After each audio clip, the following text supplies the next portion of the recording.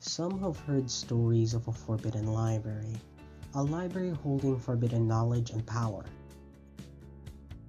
a library holding vast knowledge of the grimoires, forbidden books holding forbidden knowledge and power. But not many would know that the library took the form of a young girl. Ever since young Index joined the church and became the grimoire library, she has slowly over time became more their tool and less of herself, and eventually even losing everything she held dear, from her precious memories to her real name. The church has covered this truth with a lie, that Index's role is necessary and just. But beneath that truth is a lie, to use the young girl as nothing more than their tool, to store magical knowledge. When Toma meets Index, we learn that her memories get erased every year by the church.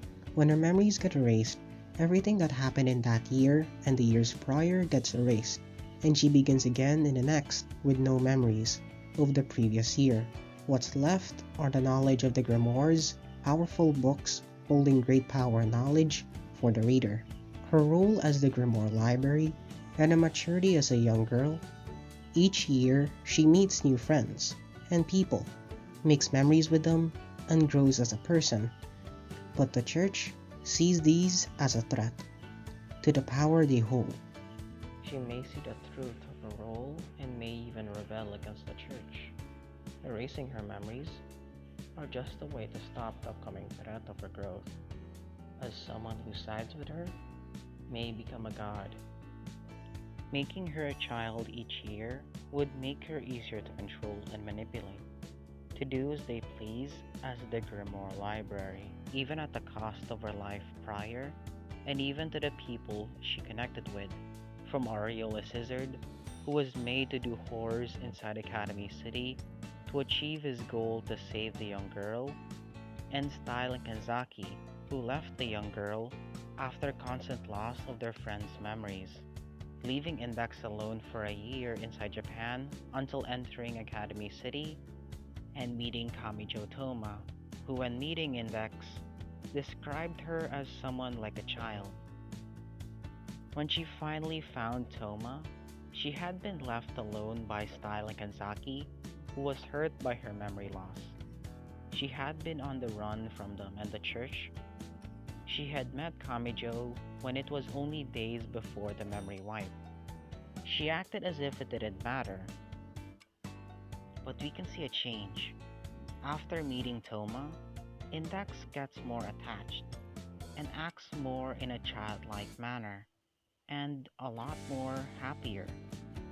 Index, during this time, saw Kamijo in a loved one position or a parent, since she hasn't had one for most of her life because of the memory wipe. During her time with the church, she had not just lost her memories of people like Style Kanzaki, who took care of her, but people like her parents, and even her childhood, and even her real name. The name Index is not her real name. It's the name of her role inside the church, the Index Librorum Privatorum. Not even her name is left to her, as this would also allow her to have feelings of rebelling. So when meeting Toma, she didn't just see him as a friend, but a parent figure, as he showed her kindness and affection like a parent, making the final moment when Index sees Toma after losing his memories, not just her losing a friend, but a parent. She is happy, but sad that he has to go after all that's happened. When Toma lied and continued to put himself in danger, we see her bite his head. As someone who hasn't grown and acts like a child, she does what a child would do to a parent, bite them, since she hasn't had time to develop on how to properly express her feelings. As a part of the church, she was nothing more than their tool.